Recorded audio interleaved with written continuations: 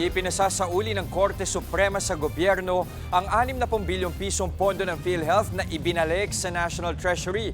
Ikinatuwa naman yan ng ilang mambabatas at nangakong babantayan ng pondo. Nasa frontline ng balitang yan, si Camille Samonte. Unanimous ang desisyon ng mga mahisrado sa mga petisyong pagpapabalik sa 60 billion pesos na pondo ng PhilHealth na naunang isinaoli sa National Treasury.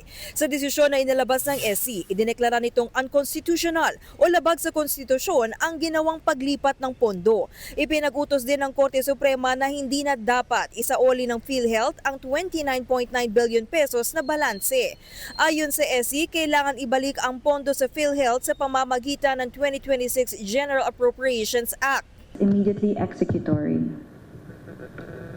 And the Supreme Court said that the return of the funds to PhilHealth will be through the 2026 GAA.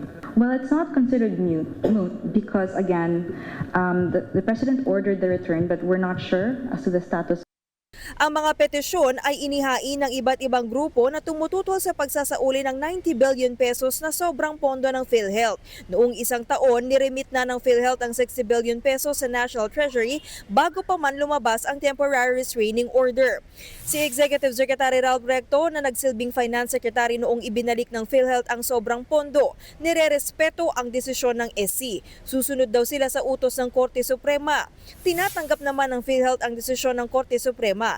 Kaakibat daw nito ang hamong matiyak na magagamit ang pondo sa serbisyong medikal sa publiko. Tinawag naman ni Senator J.V. Ejercito na welcome correction ng akbang ng Korte Suprema, pero hindi raw ito dapat tawaging excess funds lalo't anya ay kulang pa rin daw ang pondo para sa kalusugan. Si ML Party List Representative Laila De Lima nangakong babantayan ang nasabing pondo. Dapat daw matiyak na magamit ito sa serbisyong pangkalusugan at hindi sa guni-guning infrastruktura. Halos ganito rin ang mensahe ni Senator Bongo. Dapat daw tiyaking bawat piso ay mapupunta sa mas malawak na benepisyo at mas mabilis na pagproseso ng claims. Para naman kay Akbayan Representative Percy Sandanya, dapat tiyakin ng liderato ng Senado at Kamara na maisasama sa 2026 national budget ang pagbalik ng pondo sa PhilHealth. Nagbabalita mula sa Frontline, Camille Samonte, News 5. Mga kapatid, Ed Lingaw po, maging maalam at may pakialam sa mga napapanahong balita sa ating bansa. Para sa mas malilimang pagtalakay at paghimay sa mga issue at headlines, mag-follow at mag-subscribe sa social media pages ng News 5.